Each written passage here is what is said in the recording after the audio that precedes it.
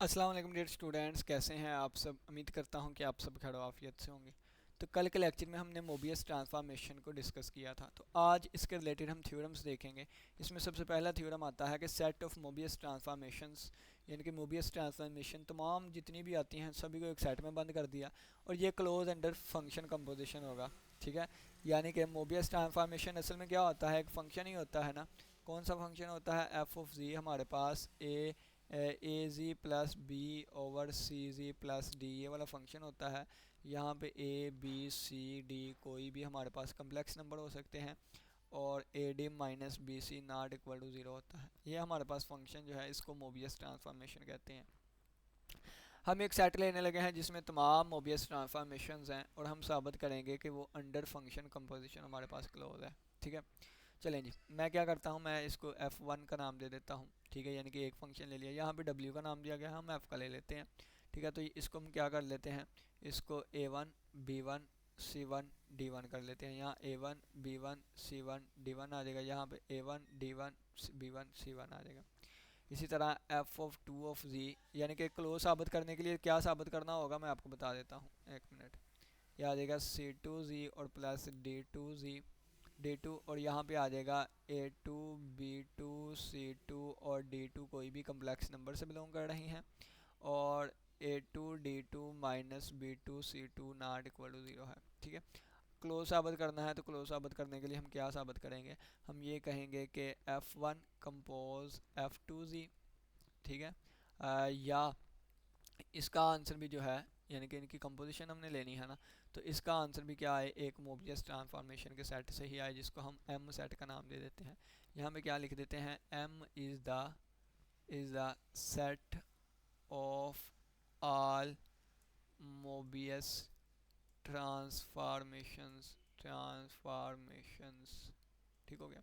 और या हम ये साबित कर दें F2 और F1Z जो है ये M से, जिसको मर्ज़ी साबित कर दें आप। ठीक है, अपनी मर्ज़ी है, तो हम पहले वाला लेके चलते हैं। ठीक है, पहले वाला लेके चलते हैं, हमने ये साबित करना है।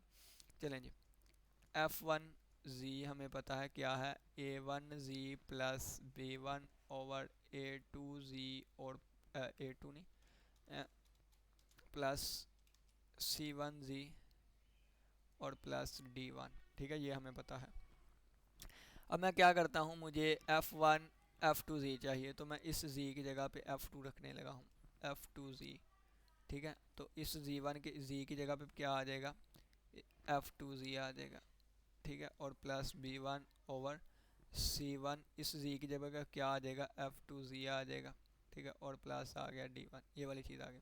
अब वैल्यू पुट कर देता हूँ यहाँ पे, तो आ जाएगा A1, इसकी वैल्यू क्या थी, A2Z plus B2 over C2Z और प्लस D थी, और ये प्लस B1 ओवर, यहाँ भी वैल्यू पुट कर दूंगा तो आ जाएगा C1 multiply by A2Z plus B2 और डिवाइड में आ जाएगा C2Z और प्लस D2, यहाँ भी D2 और प्लस आ जाएगा D1। ठीक है, ऊपर अगर मैं एलसीएम ले लूँ, ठीक है, ऊपर अगर मैं एलसीएम ले लूँ तो देखें यहाँ पे, अब एलसीएम लेने लगा हूँ, ये ऊपर एलसीएम हमने ले लिया। ये ऊपर हम एक मिनट छोटा सा एलसीएम लेते हैं, ये एलसीएम ले लिया, एलसीएम के नीचे आएगा C2Z और प्लस D2।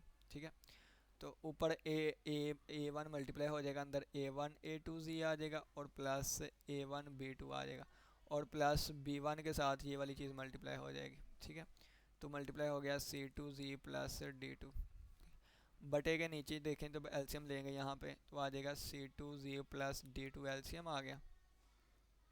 ठीक है, ये C1 अंदर मल्टीप्लाई हो जाएगा तो C1 मल्टीप्लाई बाई A2Z और प्लस B2 लिख लेते हैं। ठीक है, और इस D1 के साथ मल्टीप्लाई हो जाएगी ये वाली चीज़। सिंपली हमने क्या किया है, एलसीएम लिया है। ठीक है, और कुछ नहीं किया, एलसीएम लिया हमने। तो ये अगर आप देखें तो ये चीज़ इससे कैंसिल हो जाएगी।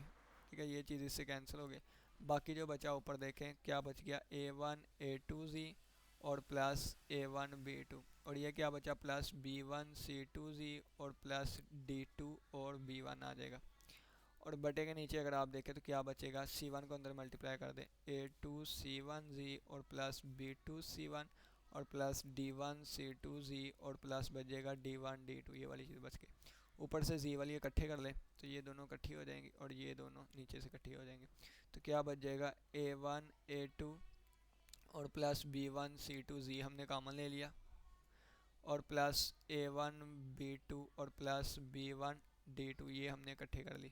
ठीक है, और बटे के नीचे अगर हम देखें तो क्या बच जाएगा A2 C1 plus D1 C2 यहाँ से जी हमने कॉमन ले लिया और प्लस B2 C1 और प्लस D1 D2 ये हमने इकट्ठे कर लिए, यानी कि जी वाली इकट्ठी कर ली, जी के अलावा वाली इकट्ठी कर ली। अगर इसको हम ABCD का नाम दें तो F1 ऑफ F2 ऑफ जी हमारे पास क्या बन जाएगा AZ plus B/C plus D बन जाएगा। वेयर हमारे पास ए की वैल्यू क्या है, ए की वैल्यू आ जाएगी A1 A2 plus B1 C2।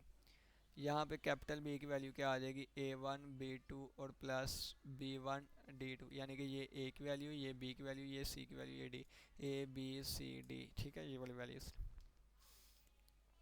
सी की वैल्यू हमारे पास क्या आ जाएगी A2 C1 plus D1 C2 और डी की वैल्यू क्या आ जाएगी B2 C1 plus D1 D2। ठीक है, तो ये देखें ये भी हमारे पास एट द एंड कहाँ से बिलोंग कर गया, अभी नहीं बिलोंग किया। अब इसके साथ जो कंडीशन होती है ना AD-BC वाली, AD-BC नॉट इक्वल टू 0, अब इसको मैं साबित करवाऊंगा। मुझे गिवन क्या है, मुझे ये भी गिवन है A1D1 minus B1C1 not equal to 0 और मुझे ये भी गिवन है कि A2D2 minus B2C2 not equal to 0। ये दोनों मुझे गिवन है, क्यों? क्योंकि मैंने F1 और F2 जो है वो लिया था। ये वाली चीज़ मुझे साबित करवानी है, इसकी मदद से साबित करवाऊंगा। देखें AD-BC वाले को साबित करवाने लगा हूँ, यहाँ पे किया है उन्होंने कि नहीं किया हुआ है। ठीक है, चलें जी, इसको मैं साबित करवाने लगा हूँ। ए की कीमत क्या है A1 A2 plus B1 C2 A। D की वैल्यू क्या है, डी की वैल्यू हमारे पास B2 C1 plus D1 D2 और माइनस बी की वैल्यू क्या है, बी की वैल्यू है A1 B2 और प्लस B1 D2 और आगे हमारे पास सी की वैल्यू क्या आ जाएगी A2 C1 plus D1 C2। ठीक है, इसको हमने नॉट इक्वल टू 0 साबित करवाना है। ठीक है, ये यहाँ से ही आगे चला। अब आगे देखें, इसको अंदर मल्टीप्लाई करवा दे तो क्या बन जाएगा हमारे पास, अंदर इसको मल्टीप्लाई करवा दें। ठीक है, तो क्या बन जाएगा A1 A2 B2 C1 plus इसको इससे मल्टीप्लाई करवा दिया, अब इसको इससे तो क्या बन जाएगा A1 A2 D1 D2। अब इसको इससे प्लस बन जाएगा, ये B2 है, B1 है। ठीक है, B1 है, तो ये आ जाएगा हमारे पास B1 C2 B2 C1। अब इसको इससे तो क्या बन जाएगा plus B1 C2 D1 D2 और माइनस इसको इससे मल्टीप्लाई करवाऊंगा तो A1 B2 A2 C1। इसको इससे मल्टीप्लाई करवाऊंगा तो आ जाएगा plus A1 B2 D1 C2 plus इसको इससे मल्टीप्लाई करवाऊंगा तो plus B1 D2 A2 C1 और प्लस इसको इससे मल्टीप्लाई करवाऊंगा तो B1 D2 D1 C2। ये वाली चीज़ें आ जाएंगी। बाद में देखें जो चीज़ें कट रही हैं वो भी काट देते हैं। A1 B2 यानी कि ये देखें A1 A2 B2 C1 A1 A2 B2 C1, ये इससे कैंसिल हो गया। ठीक है, ये माइनस ये हो रहा है ना, A1 A2 और कहीं पे आ रहा है और आगे कहीं भी A1 A2 नहीं आ रहा। अब B1 B2 आ रहा है कहीं पे, B1 B2 नहीं आ रहा कहीं पे भी। B1 C2 D1 D2 आ रहा है, D1 D2 भी नहीं आ रहा। एक और कटेगा A1 A2 A1 A2 A1 A2 और कहीं भी नहीं है। इसमें आ रहा है B1 और B2 B1 और B2 B1 B2 C1 C2। इसमें आ रहा है B1 C2 D1 D2, ये वाला ये C2 एंड पे लिखा हुआ है। ठीक है, तो ये हमारे पास क्या है B1 C2 और ये B1 C2 D1 D2, ये वाले कट के बाकी जो चीज़ बची है उसको देखें। ठीक है, ये क्या आ गया A1 A2 D1 D2 plus B1 C2 B1 B2 लिख लेता हूँ, फिर C1 C2 B1 B2 C1 C2 और ये हमारे पास आ गया plus plus A1 A1 D1 और B2 C2, और ये हमारे पास इसको लिख लेते हैं हम A2 D2, A2 D2 और B1 C1, ये वाली चीज़ आ गई हमारे पास, ठीक है, ये वाली चीज़ हमारे पास आ गई। अब इसको अगर आप नेक्स्ट देखें तो अब इनमें से ना हम कॉमन लेने लगे हैं। कॉमन क्या लेंगे कि इन दोनों में तो कॉमन कुछ नहीं आ रहा, ठीक है, बाकी इसमें A1 और इसमें D1 और D1 कॉमन आ रहा है। इकट्ठा करके लिख लेते हैं ना, पहला A1 A2 D1 D2, फिर plus A1 D1 B2 C2, और फिर plus B1 B2 C1 C2, और plus A2 D2 B1 C1। इसमें से अगर कॉमन देखें तो A1 D1 कॉमन आ रहा है, तो बाकी क्या बचेगा, A2 D2 यहाँ पे बच जाएगा, और प्लस, अच्छा इनकी लामत भी चेंज होंगी, माइनस साइन अंदर मल्टीप्लाई होना था, ठीक है, ये माइनस आ गया, ये भी माइनस साइन आ गया, और फिर इकट्ठा जब किया तो यहाँ भी माइनस आएगा, जब इकट्ठा किया तो यहाँ भी माइनस आएगा, तो यहाँ पे माइनस साइन आ गया, ठीक है, A2 D2 और माइनस यहाँ पे A1 D1 बाहर आया था, बाकी B2 C2 आ जाएगा, ठीक है, और प्लस ये आ गया, यहाँ से क्या कॉमन आएगा, अब B1 उसमें नहीं है, ठीक है, B1 है और C1 भी है, तो यहाँ से क्या बचेगा, B2 C2, और माइनस माइनस ये बच गया A2 और D2 बच गया यहाँ से, ठीक है। तो अगर आप देखें तो यहाँ पे अगर हम माइनस साइन भी कॉमन निकाल लें, A1 D1 A2 D2 minus B2 C2, यहाँ से माइनस साइन भी अगर कॉमन निकाल लें तो माइनस B1 C1, और ये लामते चेंज हो के A2 D2 पहले आ जाएगा, माइनस B2 C2 बाहर बाद में आ जाएगा। ये दोनों चीज़ें सेम है, तो ये कॉमन निकाल लें तो आ गया C2D2 minus A2D2 minus B2C2 आ गया, और यहाँ पे आ गया हमारे पास A1D1 और माइनस B1C1, ठीक है। अब हमें क्या पता है, हमें पता है ये भी नॉट इक्वल टू ज़ीरो है, इसका मतलब क्या है, ये नॉट इक्वल टू लिखा हुआ है, ठीक है, ये यहाँ पे इस तरह नहीं था, इस तरह आना था, ये भी नॉट इक्वल टू ज़ीरो, ठीक है। तो इस बिना पे ये सारी चीज़ किसके इक्वल आ रही थी, AD माइनस BC के इक्वल आ रही थी लेफ्ट हैंड साइड, तो लेफ्ट यानी कि इसका आंसर क्या आ गया, A2D2 और माइनस B2C2 और multiply by A1D1 minus B1C1। जब ये भी नॉट इक्वल टू ज़ीरो है, ये भी नॉट इक्वल टू ज़ीरो है, तो ये पूरा नॉट इक्वल टू ज़ीरो आ जाएगा, तो हमारा साबित हो गया AD minus BC also not equal to zero. जब ये also not equal to zero आ गया तो इसका मतलब क्या हो गया कि हमारे पास F ऑफ 2Z जो है ये कहाँ से बिलोंग कर गया, सेट M में से, यानी कि ये भी एक लीनियर ट्रांसफॉर्मेशन है, ठीक है, इज़ अ मोबियस ट्रांसफॉर्मेशन, ठीक है, लीनियर फ्रैक्शनल ट्रांसफॉर्मेशन है, ठीक है, ये हमारे पास साबित हो गया। Hence set of Mobius transformation is closed under multiplication under function combination, ठीक है, यानी कि हम क्या लिखेंगे, hence set of Mobius transformation is closed under function composition, ये वाली चीज़ आ गई। अब हम साबित करने लगे हैं कि मोबियस ट्रांसफॉर्मेशन जो है वो ग्रुप होती है, ठीक है, यानी कि ये सिर्फ क्लोज ही नहीं है, एसोसिएटिव लॉ को भी होल्ड करेगा, ये आइडेंटिटी भी रखेगा और ये इन्वर्स भी रखेगा, ठीक है। चले जी हम साबित करते हैं। अब हम क्या करने लगे हैं, the set of Mobius transformation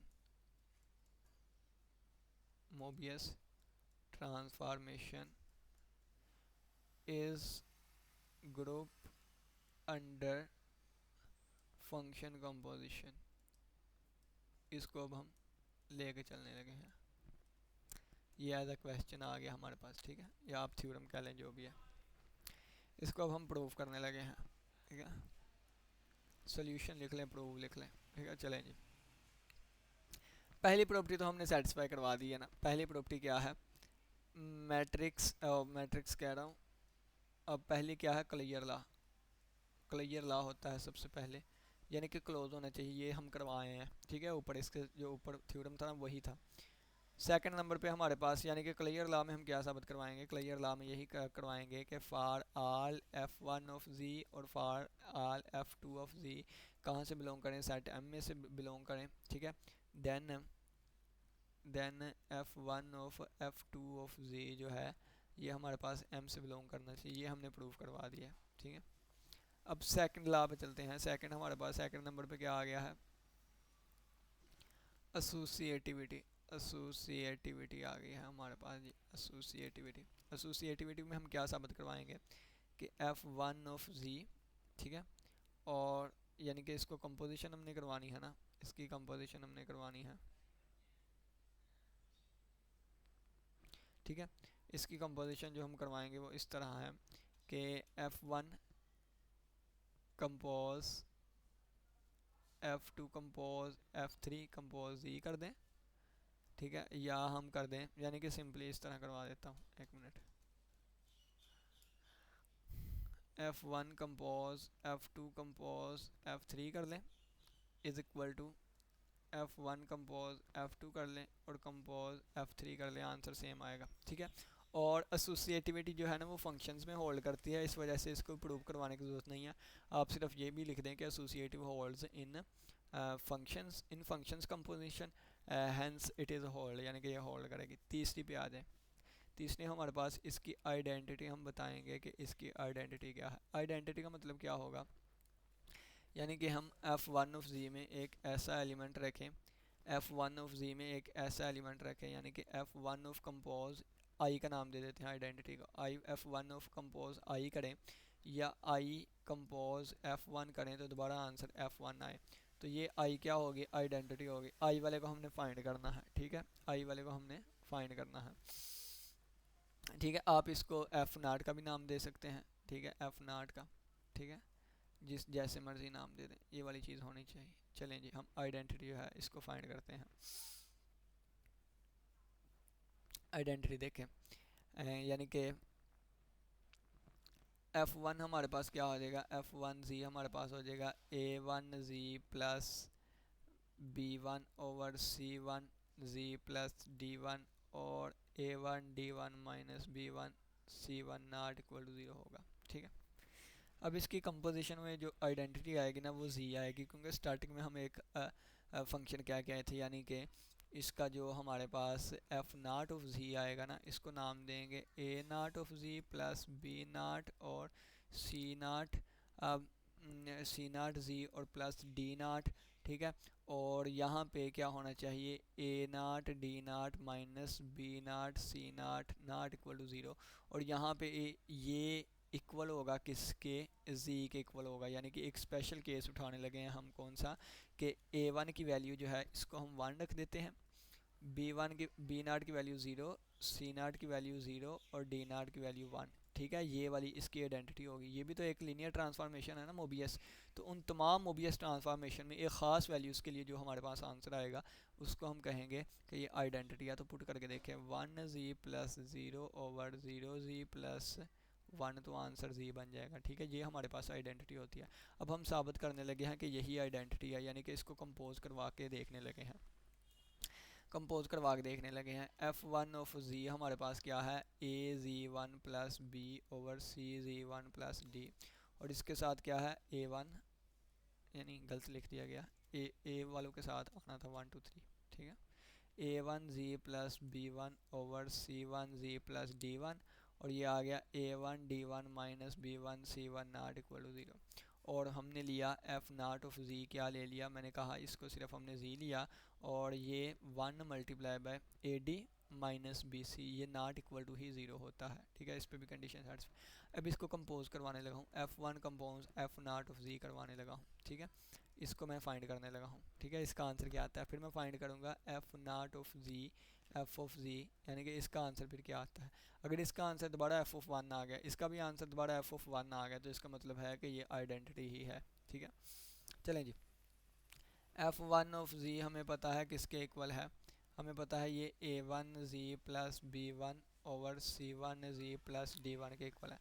अगर मैं इसकी जगह पे एफ़ नाट ऑफ जी रख दूँ तो इसका मतलब क्या है, जी की जगह पे एफ़ नाट ऑफ जी आ जाएगा, और plus B one over C one, जी की जगह पे एफ़ नाट ऑफ जी आ जाएगा, और प्लस डी वन। ठीक है, अब इसकी वैल्यू पुट कर दें, इसकी वैल्यू क्या है, इसकी वैल्यू तो जी है। ठीक है, इसकी वैल्यू क्या है, ये देखें कि कितनी वैल्यू लिखी है, जी है, तो A G plus B one over C1 Z और प्लस D1। और अगर आप देखें तो ये दोबारा किसके इक्वल आ गया है, ये दोबारा हमारे पास किसके इक्वल है, F1 के इक्वल आ गई, यानी कि ये ठीक हो गया। अब ये वाला केस लेके चलने लगे हैं दूसरा, ठीक है। अब दूसरा केस लेके चलने लगे हैं, यानी कि F0 अब फाइंड करने लगे हैं। पहले देखें F0 किसके इक्वल है, Z के इक्वल है। तो F0 की जगह पे अगर मैं F1 लिख दूंगा तो यहाँ भी F1 आ जाएगा, और F1 किसके इक्वल है, यानी कि ये F1 के ही इक्वल आ गया। देखिए प्रूव करने की ज़रूरत ही नहीं पड़ी, ठीक है, ये डायरेक्ट इसी के इक्वल आ गया, ठीक है। तो यानी कि हमारे पास साबित हो गया कि ये क्या है, आइडेंटिटी है। आइडेंटिटी क्या है हमारे पास, आइडेंटिटी क्या है, F0 is equal to Z, ये वाली हमारे पास आइडेंटिटी है, ठीक है। अब हम चलते हैं नेक्स्ट इसके इन्वर्स पे, ठीक है, इसके इन्वर्स पे चलने लगे हैं। इन्वर्स में क्या होगा, इन्वर्स में हमें एक ऐसा फंक्शन मिलेगा, यानी कि एफ ऑफ अब यहाँ पे एफ ऑफ एफ इन्वर्स ले लेते हैं, वन वाली लेने की ज़रूरत नहीं है, ठीक है। यानी कि मैं कह देता हूँ एफ़ का इन्वर्स एक ऐसा इन्वर्स आना चाहिए, ठीक है, या F inverse G, F inverse F of G करें तो आंसर दोबारा आइडेंटिटी आनी चाहिए, ठीक है। आंसर दोबारा क्या आनी चाहिए, आइडेंटिटी आनी चाहिए, ठीक है। चलिए इसको हम साबित करने लगे हैं, इसको हम साबित करने लगे हैं।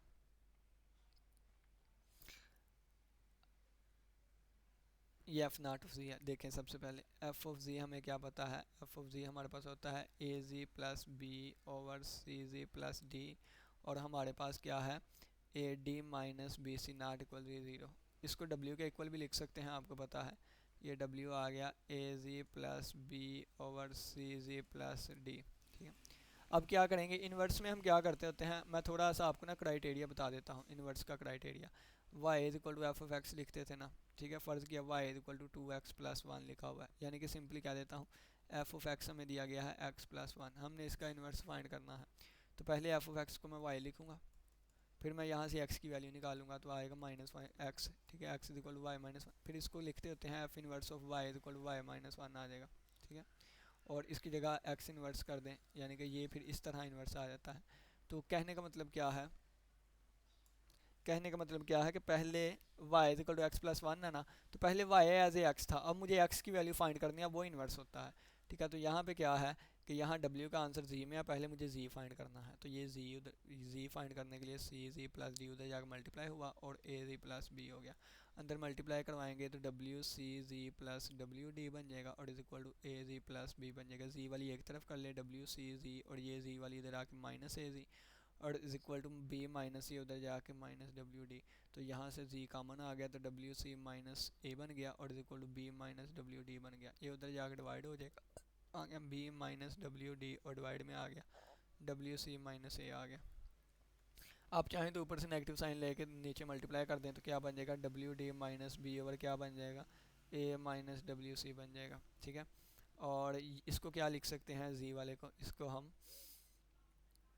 लिख सकते हैं यानी कि ये जो z हमें दिया गया है ना, इसको हम लिख सकते हैं। देखें w is equal to F of z होता है ना, तो z किसके इक्वल होगा, f इनवर्स w के, ठीक है। तो ये क्या बन गया, f inverse w is equal to आ गया W D minus B over A minus W C. अच्छा इसको मैं कैपिटल ए बी सी का नाम दे देता हूँ, ठीक है, या इसको पहले इस तरह लिख देता हूँ W D minus B over इसको प्लस और यहाँ पे माइनस लगा देता हूँ, और इसको मैं लिख दूँगा माइनस डब्ल्यू सी है तो मैं लिखूँगा माइनस सी डब्ल्यू और प्लस ए लिख लेता हूँ, ठीक है। और इसको अब मैं ए बी सी का नाम देने लगा हूँ, ए डब्ल्यू, इसको मैं कह देता हूँ क्या, A W plus B over C W plus D कह देता हूँ। यहाँ पे कैपिटल ए जो है वो डी के इक्वल है, कैपिटल बी जो है वो माइनस बी के इक्वल है, कैपिटल सी जो है वो माइनस सी के इक्वल है, और कैपिटल डी जो है वो ए के इक्वल है, ठीक है। यहाँ पे वेयर ये हमारे पास क्या बन गया, अब ये सारी चीज़ें डब्ल्यू में, यानी कि ये चीज़ बन गई A W plus B over C W plus D. और आपको पता है नाम चेंज कर सकते होते हैं क्योंकि ये एज अ डमी वेरिएबल के तौर पे आ रहा है। तो रिप्लेस डब्ल्यू बाय जी, तो ये हमारे पास क्या बन गया, F inverse of G is equal to A G, capital A G plus B over C G plus D. इस तरह लिख लें, या आप ये लिख लें ए की वैल्यू कितनी है, डी है, तो डी जी, और बी की वैल्यू माइनस बी, और सी की वैल्यू माइनस सी जी, और प्लस ए। ये हमारे पास इन्वर्स आ गया, इसका ये आ गया इन्वर्स। अब इसको साबित भी करना है कि ये इन्वर्स आया है कि नहीं। इन्वर्स के लिए साबित हम करने लगे हैं कि ये इन्वर्स आया है कि नहीं। यानी कि साबित करने के लिए हम क्या करेंगे, F of F inverse of G लेके देखेंगे क्या ये आइडेंटिटी के इक्वल आता है कि नहीं। ठीक है, और आइडेंटिटी किसके इक्वल थी, जी के इक्वल थी। इसी तरह हम ये साबित करेंगे F inverse of F of G जो है, क्या ये आइडेंटिटी के इक्वल आता है कि नहीं। ठीक है, ये साबित, सबसे पहले इसको लेके चलते हैं। हमें पता है कि एफ ऑफ जी किसके इक्वल है, एफ ऑफ जी इक्वल है A G plus B over C G plus D. ठीक है, तो जी की जगह पे हम क्या रख देंगे, जी की जगह पे हम रख देंगे एफ इनवर्स ऑफ जी। तो यहाँ भी जी की जगह पे एफ इनवर्स ऑफ जी आ जाएगा, और प्लस बी ओवर सी, जी की जगह पे एफ इनवर्स ऑफ जी आ गया, और प्लस डी आ गया। ठीक है, अब ये देखें, ए एफ इनवर्स ऑफ जी की वैल्यू क्या है, अभी अभी फाइंड करके आए थे, ए ए जी नहीं डी जी, और ये लिखा हुआ है डी जी, और वहाँ पे उन्होंने माइनस साइन कॉमन लेके नहीं किया, उन्होंने नीचे जी वाला पहले रखा, मैंने ऊपर रख दिया था, यानी कि ऊपर से माइनस लेके मैंने नीचे मल्टीप्लाई। आप जिस तरह मर्जी कर सकते हैं। ठीक है, डी जी माइनस बी था, और बटे में हमारे पास माइनस सी जी और प्लस ए था, ये वाली चीज़ थी। ठीक है, और प्लस बी आ गई, और बटे में देखें दोबारा ही वैल्यू पुट करूँगा, सी मल्टीप्लाई आ जाएगा D G minus B over minus C G plus A आ गया, और प्लस डी आ गया। ऊपर और नीचे एल्शियम ले, एल्शियम जब मैं लूँगा ऊपर तो minus C G plus A आ जाएगा, और ऊपर ए मल्टीप्लाई होगा डी जी माइनस बी के साथ, और प्लस बी मल्टीप्लाई होगा माइनस सी जी प्लस ए के साथ। बटे में भी एल्शियम ले, माइनस सी जी प्लस ए एल्शियम आ गया, सी मल्टीप्लाई होगा डी जी माइनस बी के साथ, और प्लस डी मल्टीप्लाई होगा माइनस सी जी प्लस ए के साथ, और ये दरमियान वाला बटा यहाँ तक आएगा। ठीक है, यहाँ से खाली जगह छोड़ देते हैं ना, बटे का भी पता चले। अब ये देखें, ये वाली चीज़ इससे कैंसिल हो जाएगी। ठीक है, बाकी क्या बचेगा हमारे पास, ए को अंदर मल्टीप्लाई कर दें, A D G minus A B, और प्लस और माइनस बी को अंदर मल्टीप्लाई कर दें, माइनस बी सी जी, और ये आ जाएगा माइन प्लस ए बी, और बटे में हमारे पास क्या बच जाएगा, सी डी जी और माइनस बी सी, और माइनस डी सी जी और प्लस ए डी। अगर आप देखें ये चीज़ इससे कैंसिल हो गई, और ऊपर क्या बचा, ए डी जी, हाँ ऊपर बच गया ए डी जी और माइनस बी सी जी, और बटे में अगर आप देखें तो ये वाली चीज़ इससे कैंसिल हो गई, तो बाकी क्या बचा, C D minus C D G, और बटे में क्या बच गया, सी डी जी और माइनस डी सी जी। अच्छा ये नहीं कैंसिल हुआ, एक मिनट, ये कहाँ कैंसिल हुआ, ये सी डी जी और माइनस डी सी जी ये कैंसिल हो गया, बाकी बटे में क्या बचा, माइनस बी सी और प्लस ए डी बच गया। ऊपर से अगर हम जी कामन लें तो ऊपर से A D minus B C लिखा हुआ है, ऊपर से जी कामन ले लिया, ये आ गया, बटे में तरतीब सीधी कर लें तो आ गया A D minus B C, ये इससे कैंसिल हो गया, जी आंसर आ गया। तो हमारी जी किसके इक्वल था, आइडेंटिटी थी, हम देख के आए थे, तो हमारे पास साबित हो गया क्या, कि F of F inverse of G जो है, एफ इनवर्स ऑफ जी, ठीक है, ये किसके इक्वल है, आइडेंटिटी के इक्वल है। ठीक है, ये सब अब आप लोग इसको खुद करेंगे, F inverse of F of G जो है, इसको आप आइडेंटिटी के इक्वल लेके आएंगे, ये डू योर सेल्फ पे आप डालें। ठीक है, ये डू योर सेल्फ, और जो हमारे पास इन्वर्स आया है ना, यानी कि जो इन्वर्स की वैल्यू आई है, जो इन्वर्स की वैल्यू आई है एफ इन्वर्स ऑफ जी, वो इन्वर्स क्या था, वो हमारे पास आया था प्लस बी जी और माइनस प्लस डी था, D G minus B over minus C G plus A था। इसमें अगर हम देखें कि वो क्वालिटी पूरी होती है कि नहीं, तो ये वाले इससे मल्टीप्लाई करेंगे ए डी माइनस, और ये इससे मल्टीप्लाई होता है माइनस बी माइनस सी, क्या ये नॉट इक्वल टू ज़ीरो है, तो पहले इसको आगे सोल्व कर लेते हैं, A D minus B C, तो ये वाली चीज़ तो हमें गिवन थी, ये नॉट इक्वल टू ज़ीरो है, हैंस साबित हो गया ये नॉट इक्वल टू ज़ीरो है, और हमारे पास हैंस साबित हो गया कि ये भी मोबियस ट्रांसफॉर्मेशन है। ठीक है, तो हमारे पास हर एक का इन्वर्स भी एग्जिस्ट कर गया, हर एक का यानी कि इन्वर्स भी हमारे पास आ गया, इन्वर्स को भी हमने हर तरीके से चेक करके देख लिया, और एट द एंड चारों प्रॉपर्टी सेटिस्फाई होगी, पहली भी, दूसरी भी, तीसरी भी और चौथी भी। ये हमारे पास क्या बन गया, ग्रुप बन गया under under function under function composition. अब देखें, अब कम्यूटेटिव ला होल्ड करना चाहिए, यानी कि F1 कंपोज F2 क्या ये इक्वल होता है F2 कंपोज F1, तो ये स्पेशल केस में होता है, ये in general not equal to होता है, in general not equal to होता है, तो ये कम्यूटेटिव ला होल्ड नहीं करता। Commutative law not hold in function composition, in function composition, और ये बात कहाँ की जा रही है, इन जनरली, इन जनरली ये बात की जा रही है। ये तो हमारे पास कौन सा ग्रुप बना, ये हमारे पास नॉन कम्यूटेटिव ग्रुप बना, नॉन कम्यूटेटिव ग्रुप बना हमारे पास, ठीक है। तो उम्मीद करता हूँ कि आज के लेक्चर की समझ आई होगी। नेक्स्ट लेक्चर में हम मज़ीद चीज़ें देखेंगे। तो नेक्स्ट हमारे पास एक न्यू मैपिंग जो है वो आएगी इन्वर्जन। इसी के साथ इजाज़त दे, अपना बहुत सा ख्याल रखिएगा। अल्लाह हाफिज़, अल्लाह निगहबान।